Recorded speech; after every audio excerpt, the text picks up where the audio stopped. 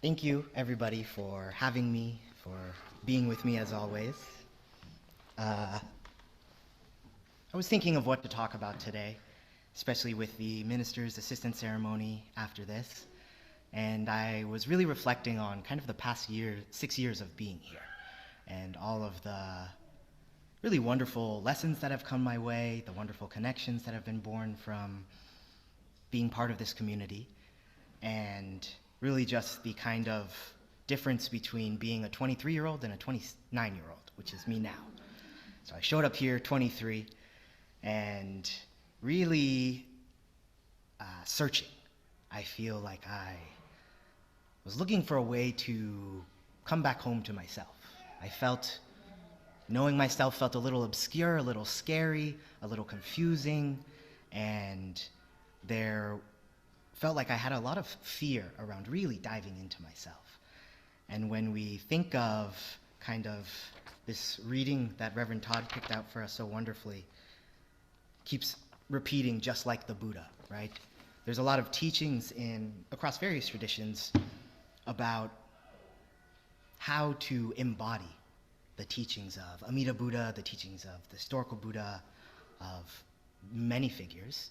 And one that Kiku actually mentioned before in the description is Avalokiteshvara. Avalokiteshvara is also known as Kanon in Japanese, Guanyin in Chinese, but they're a bodhisattva known for kind of compassion in this really big giving way, similar to Amida Buddha. And there's different versions of this bodhisattva, wisdom being. One statue, if you've ever seen the one with somebody with like 1,000 arms, and all of the arms have eyes and faces, it's called Senju Kanon, 1,000-arm Kanon. And there's a few different ways to try to embody the lessons of this statue that I've kind of come back to over and over these past 6 years. I think one thing I like to think of is there's a few Zen stories about it, but thinking of having 1,000, which is really supposed to be indicative of unlimited, but 1,000 is, there's only so much space to make arms in a statue. But thinking of having unlimited hands and eyes, unlimited capacity to see and to hold. What do we have to do to get there? What do we need to do to be able to truly see what's happening in our lives, the people around us, see into ourselves? I think there can be a lot of fear built around really looking at ourselves and seeing the capacities we have to harm, to hurt the ones we love, seeing the things we don't quite like or understand, or exploring the parts of us that feel really uncertain. These days in the world, there's a lot of legislation happening, regulating trans people, people doing drag, regulating people's bodies, regulating birthing capabilities, right? There's a lot of really restrictive things happening in our world and around us. And I think for me, a lot of that that's kind of a big claim for me to make, but a lot of that I think has in part to do with how scary it can be to look inside of ourselves. And sometimes those scary parts of ourselves, our unwillingness to look in, makes us unwilling to look outwards, right? If I'm really scared of my anger, anxiety, things that might make me upset, perhaps I try to really control the situations and people around me to prevent myself from being upset, right? Even though that's not quite possible. Perhaps I try to really other myself from those around me to prove that I'm not similar, that we're not the same, because I'm so afraid of what might be inside. But one other title for Avalokiteshvara, or Kanon, is Semuisha, which means giver of fearlessness. And when I think of the Buddha, when I think of the teachings and what I would need to truly be able to see myself and to see everybody in front of me with no fear, what could that open up for me? I think is the question that I've been looking at from different angles over this 6 years, and I'm sure I'll keep looking at that forever. But it makes me think of a quote by Bell Hooks, which is, if I were really asked to define myself, I wouldn't start with race, I wouldn't start with blackness, I wouldn't start with gender, I wouldn't start with feminism. I would start with stripping down to what fundamentally informs my life, which is that I am a seeker on the path. I think of feminism, and I think of anti-racist struggles as a part of it. But where I stand spiritually is steadfastly on a path about love. And that's from All About Love. It's a really wonderful read. And in thinking of that quote, and thinking about being first and foremost on a path about love, I think this past year has been pretty difficult for most people, pretty difficult in my life. And there's been a lot of really sublime joys in that too. And something I keep asking myself is, how do I really fall in love with the world? What do I need to do to see kind of the pain and struggle that is arising and falling around me, and not to turn away, not to try to protect myself from it by distancing, but to really fall in love in that kind of accountable way that I see this person, this all of you that I see in myself, for fully what they are, unlimited.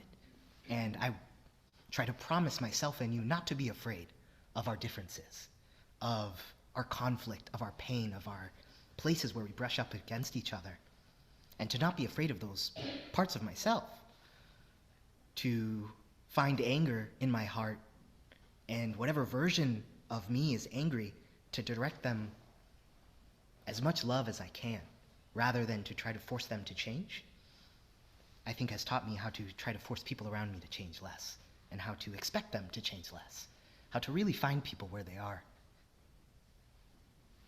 And admit, right, the whole kind of ethos of Jodo Shinshu, or one of the ways to understand it, is to admit that we're flawed, that we can't do it alone. We never could. And so to expect any of us to is a mission of failure. And to expect us to be perfect is also a mission of failure, right? We can't move towards that permanent place of no harm towards others. No matter how nice of a friend I've been, I've never not hurt somebody's feelings over the 10 years of knowing somebody. There's going to be something that you do on accident.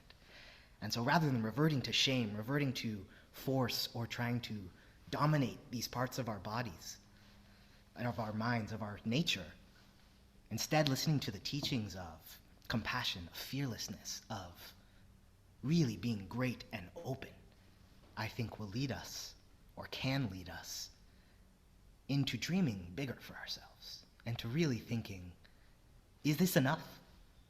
Do I believe in this love that I'm engaging in? Does it fill me up? Is it filling the people up around me? And if it's not, what can I do? There are ways to be that we have not explored and that we don't know about. The ways that we do know about are pretty clear to us, right? We know the things that are kind of going wrong in the world. We know the things, at least in a broad sense, that are failing us. We know the limits of capitalism, of all these structures that we put in between ourselves connecting. But we don't know what it's going to look like to really be free. And I think for me, coming back to that takes away a lot of fear for me in the unknown, in things that aren't like myself. Because what is unknown to me right now is the way of complete ease. And so I'm not going to know what it looks like until it's here. So letting myself be more open to things that don't look like what I'm familiar to with is giving me that opportunity all the time to discover what's already there, to understand the teachings more fully, to embody that kind of energy of fearless and endless compassion, of really thinking of who could we be together, to each other, with no fear, completely in love. And how can I find that love as an unending well, as an unending light? So thinking of this past 6 years of truly wonderful blessings that you've all given to me, no matter how long you've been here with me or how many times we've met, or if you're online and we haven't met, I'm really trying to be in love with you all. That's really what I think my quest is. And so I hope we can move towards each other in that kind of fearless love, or at least couch our fear in this kind of well of love where we know even if I'm scared, it's still okay. Even if it's scary, we can do it if we're together. So thank you so much for listening to me today. Namo Amida Butsu. Namo Amida Butsu. Namo Amida Butsu.